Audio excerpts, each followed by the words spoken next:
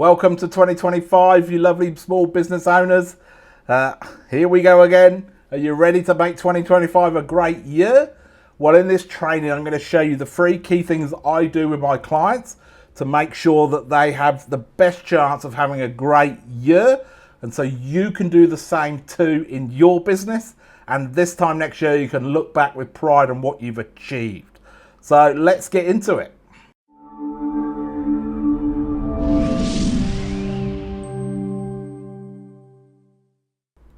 The first step to having a great 2025 in your business is for you to look at your bigger and larger plan.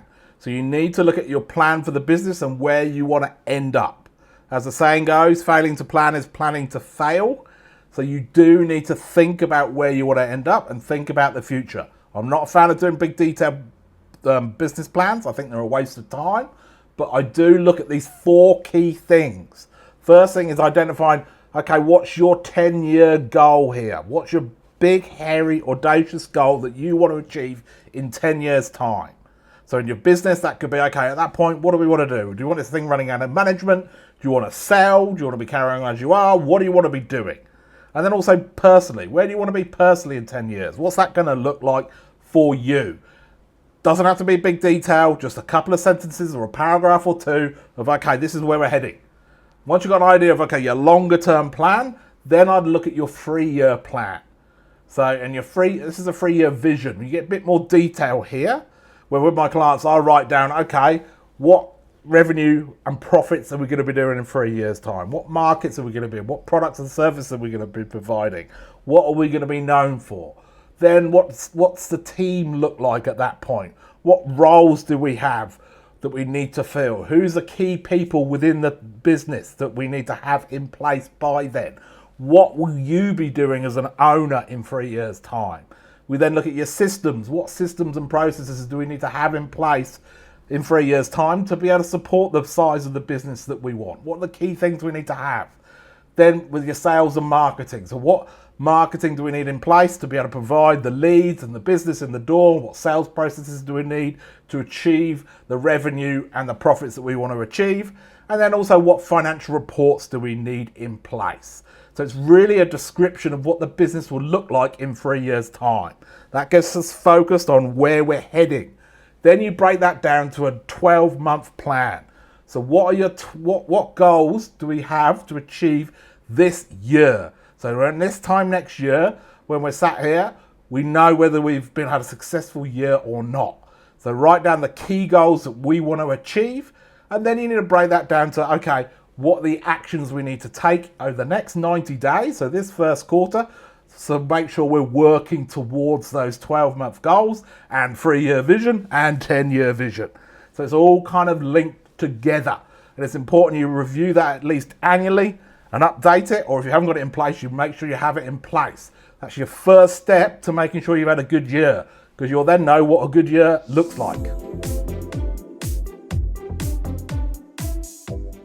Once you've done that, once you've got your 10-year, your 3-year, your 1-year vision, the next thing you need to do is decide exactly what you need to work on in this first quarter. So what are the key projects or key rocks you need to work on in this first quarter to get you towards your 12-month goals? This isn't as easy as it sounds. The problem when you've got a business is there's a million things to do all the time. And sometimes it's hard to determine which ones are more important. Rather than what you should do, it's when you should do it. The what isn't that difficult, but it is the when. When should I focus on this versus when should I focus on something else? So it's really important you work out where you need to focus right now that's going to give you the biggest benefit in your business. And that obviously depends where your business is at and depends where you're at that moment in time. Now, if you haven't got a copy already, there is a copy on my website of a checklist, 21-step business success checklist. In that checklist, it includes this roadmap. This roadmap actually shows you the key rocks that you do need to implement into your business. And it gives you a good guide of the things you need to do. If you do get all these things implemented into your business, you then have a very strong foundation for a successful business. Now, the key things on here are the first 3 are to do with money.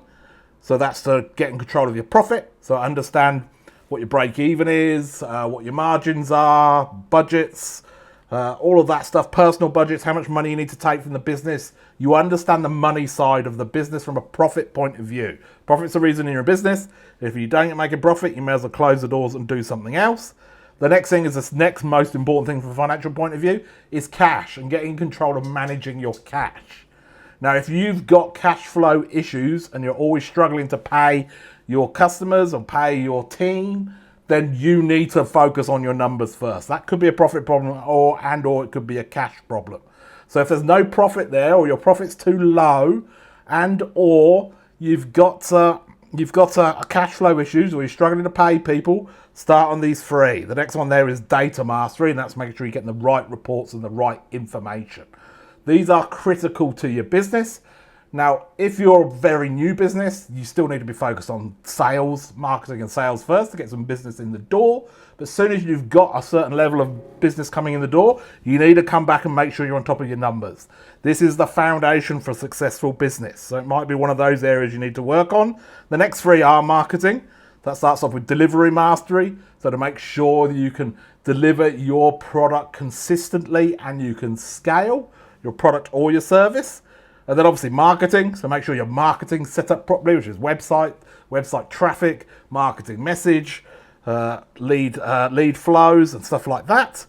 Then you've got your sales mastery. So you need to then make sure you can sell properly. And these are specific projects you might need to work on from a marketing point of view. So if you're looking to drive growth, you haven't got enough sales, these are the three key areas you need to work on. Now the last three key areas are related to people.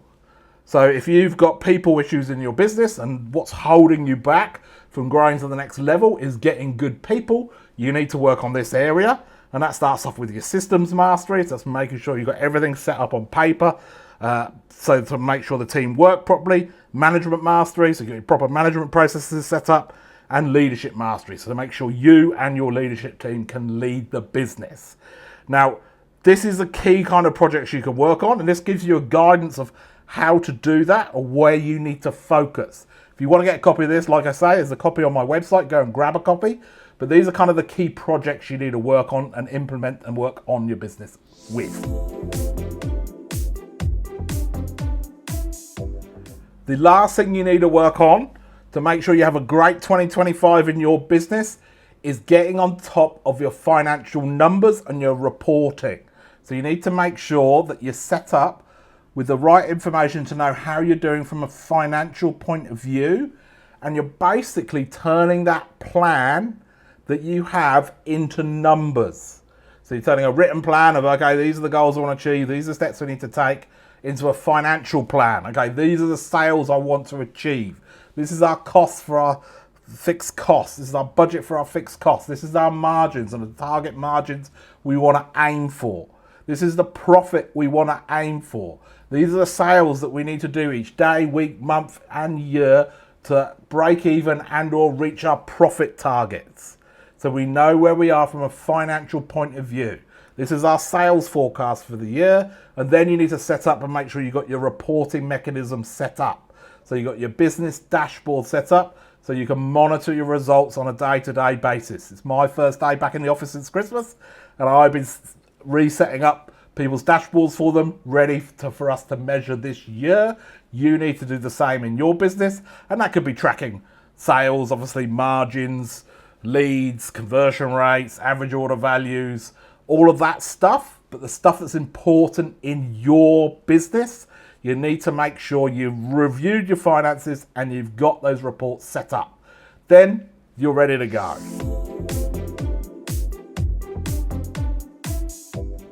So they're the three key things you need to be focused on. Get your plan together, 10-year, 3-year, 1 year. Get your action plan together for the next 90 days. Pick the specific projects that are going to have the biggest impact on your business for where it is now. And then set up your numbers, put the numbers together for your plan and your dashboards to make sure you're measuring your results. That will set you up well for the year. I did this last year with a client. I just this morning was updating it ready for this year as well. At the start of the last year, we set some targets. They're actually a granny flat builder. Last year was their first full year in the business. We set a target, for example, a goal at the start of the year. Let's get to 24 sales this year of granny flats. They got to 24 exactly. We set up the financial reporting, we set up the measurements, so measuring the leads, measuring how many of them converted, setting up the marketing, setting up everything to help us achieve that goal. Now we're sat down and we're writing down the goals for this year, which is more now about how to manage and fulfill those contracts and building a team so they don't have to do it while managing cash flow and getting some profit out of the business. But that all comes, or the foundation of that comes from having that plan together and planning for the year. So make sure you please plan for your year and your business. If you want a copy of that checklist I showed you, that's on my website. Go and grab it. There'll be a link in the description. And if you want some hands-on help from me doing it, there'll be a link in the description as well where you can book in a call with me. We can have a chat and see how we can help. By all means, if you have any questions, write comments below. Please subscribe to the channel, and I look forward to seeing you again soon. Cheers.